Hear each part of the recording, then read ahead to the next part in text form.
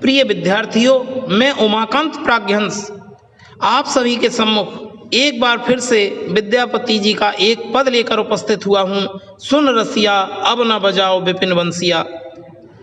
यह पद विद्यापति जी की पदावली में संकलित है और वंशी माधुरी नामक खंड में उपलब्ध है। इस पद में राधा जी श्री कृष्ण से अनुनय विनय करती हैं कि वे वंशी न बजाया करें। असल बात यह है कि इस वंशी माधुरी नामक खंड में दो पद दिए हुए हैं। एक नंदक नंदन नामक प्रथम पद है, जिसमें राधा की सखी राधा को बताती है कि कृष्ण वन में बांसुरी बजाकर तुम्हें संकेत दे रहे हैं कि तुम उनसे मिलने जाओ। जब यह बात राधा को पता चलती है तो इस पद में उनका उत्तर है, वो क्या कहना चाहती हैं कृष्ण से, वही सब इसमें बताया गया है। ध्यानपूर्वक सुनते हैं। वे कहती हैं, सुन रसिया। यहाँ राधा ने कृष्ण को रसिया के नाम से संबोधित किया है, अर्थात वे कह देना चाहती हैं कि अरे प्रेम से परिपूर्ण श्री कृष्ण सुनो, अब ना बजाओ, अब ना बजाया करो विपिन वंशिया, अर्थात वन में से मुझे बुलाने के लिए बंसी ना बजाया करो। वो कह देना चाहती हैं कि बार बार चरणारविंद गहे, गहे का मतलब पकड़ना, मैं तुम्हारे चरणों को बार बार पकड़ करके मैं आपसे निवेदन करना चाहती हूं कि तुम क्या ना किया करो, अब बंसी मत बजाया करो। क्यों? क्योंकि अब ये बात सुन के कृष्ण ये समझ सकते हैं कि राधा ने इसका मतलब मुझसे प्रेम करना कम कर दिया है या मुझसे प्रेम करना बंद कर दिया है। ये भाव जैसे ही राधा के मन में आए तो उन्होंने अपनी सफाई भी साथ में दी है। वो कहती हैं कि सदा रहे वो बन दसिया, कि मैं तो तुम्हारी सदा के लिए दासी ही बनकर रहना चाहती हूँ। अर्थात ये मेरी बात का ये अर्थ ना निकाला जाए कि मैंने तुमसे प्रेम कम कर दिया है या प्रेम का भाव मुझ में समाप्त हो गया है। असल बात कुछ और ही है जिसके कारण मैं ऐसा कह रही हूँ। वे क्या कहती हैं कि छलहूं कि होए के जाने। वे आगे कहना चाहती हैं कि छल किसे कहते हैं, छल क्या होता है, मैं कुछ भी नहीं जानती। एक अर्थ ये भी है कि मैं तुमसे छल कर रही हूँ या तुम मुझसे छल कर रहे हो, इन बातों से मुझे कोई लेना देना नहीं, अर्थात मैं इनके बारे में कुछ नहीं जानती।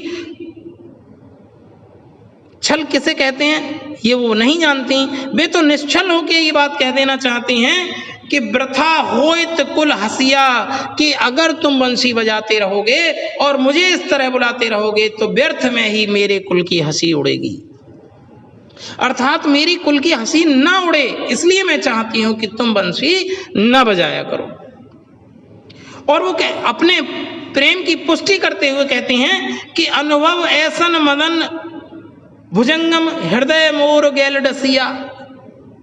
वे कहती हैं कि मेरा तुम्हारे साथ जो प्रेम का अनुभव है वो इस तरीके का अनुभव है, ऐसा अनुभव है कि जैसे मानो क्या है कि मदन मतलब कामदेव, भुजंगी या मतलब यहाँ पर भुजंग मतलब सर्प, सांप से कहा गया है कि कामदेव रूपी सर्प ने उनके हृदय को मानो डस लिया हो। कहने का तात्पर्य है वे कृष्ण के प्रेम में पूरी तरह क्या हो चुकी हैं, पूरी तरह बंध चुकी हैं, अर्थात पूरी तरह खुद को समर्पित कर चुकी हैं। इसलिए वहां कोई शंका का प्रश्न ही नहीं उठता। इसलिए वो अपनी सफाई देते हुए कहती हैं कि मेरे हृदय को तो कामदेव रूपी सर्प ने डस लिया है, अर्थात मैं तुम्हारे प्रेम से मुक्त नहीं हो सकूंगी क्योंकि मेरे ऊपर तुम्हारे प्रेम का बहुत बड़ा प्रभाव है। वे आगे कहती हैं कि नंद नंदन तू शरण न त्यागबो, कि हे नंद के पुत्र मैं तुम्हारी शरण नहीं त्यागूंगी, मैं तुम्हारी शरण नहीं त्यागूंगी। क्यों? भले ही इसके लिए बल जग होए दुर्जसिया, बल अर्थात यहाँ पर भले के लिए कहा गया है, यह मैथिली का शब्द है कि भले ही इसके लिए क्या हो, मुझे क्या करना पड़े, मेरी जग में क्या हो, दुर्जसिया अर्थात जस अर्थात यश, यश मतलब होता है कि मेरा दुर्यश फैले, अर्थात मेरी बदनामी फैले। कहने का तात्पर्य है कि हे नंद के पुत्र, मैं तुम्हारा त्याग नहीं करूंगी, भले ही मुझे उसके लिए कितनी भी बदनामी क्यों ना सहनी पड़े।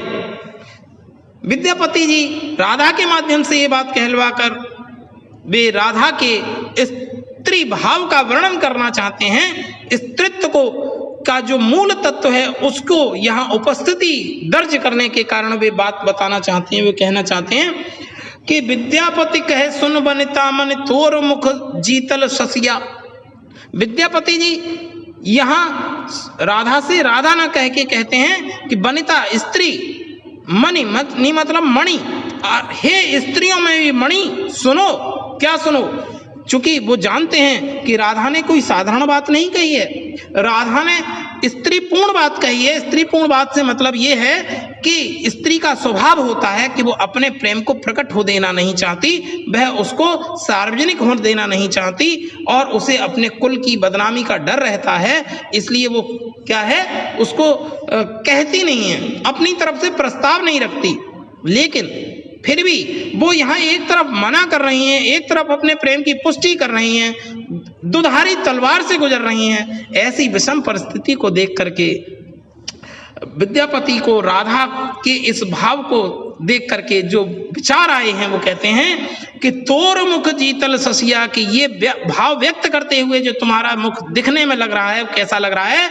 इतना सुंदर लग रहा है कि जैसे कि ससिया अर्थात शशि, शशि मतलब चंद्रमा, चंद्रमा की सुंदरता को भी तुम्हारे मुख ने जीत लिया है। अर्थात चंद्रमा भी तुम्हारे मुख के सौंदर्य के आगे कहीं नहीं टिक रहा है, इतना सुंदर मुख तुम्हारा लग रहा है इस समय।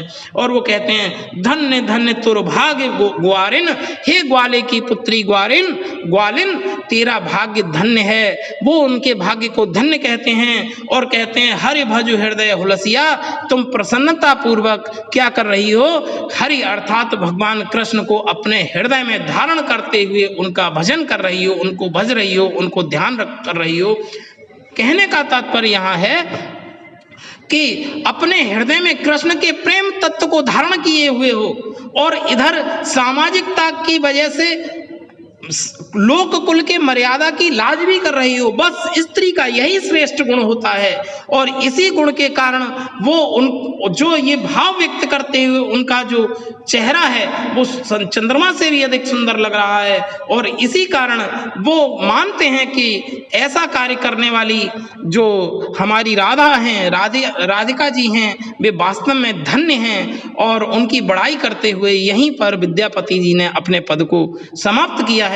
और मुझे लगता है आपको यह व्याख्या समझ में आ गई होगी और अगर यह व्याख्या आपको समझ में आ गई है तो मेरा आपसे एक विनम्र निवेदन रहेगा कि आप इस जिस चैनल पर मैंने इसको अपलोड किया है इसे आप सब्सक्राइब करें और लाइक भी कर दें, ताकि आप जैसे जो बहुत सारे विद्यापति को चाहने वाले अभ्यर्थी हैं, विद्यार्थी हैं, छात्र हैं, छात्राएं हैं, सभी को ये पद आसानी से उपलब्ध हो, इतनी आसान व्याख्या आसानी से बच्चों तक पहुंचे और उसका जो व्यंजनात्मक जो अर्थ है वह भी मैंने यहाँ पर प्रकट कर दिया है कि उसके पीछे क्या कारण है, क्यों वो ये सब देना चाहती हैं, क्यों मना कर देना चाहती हैं।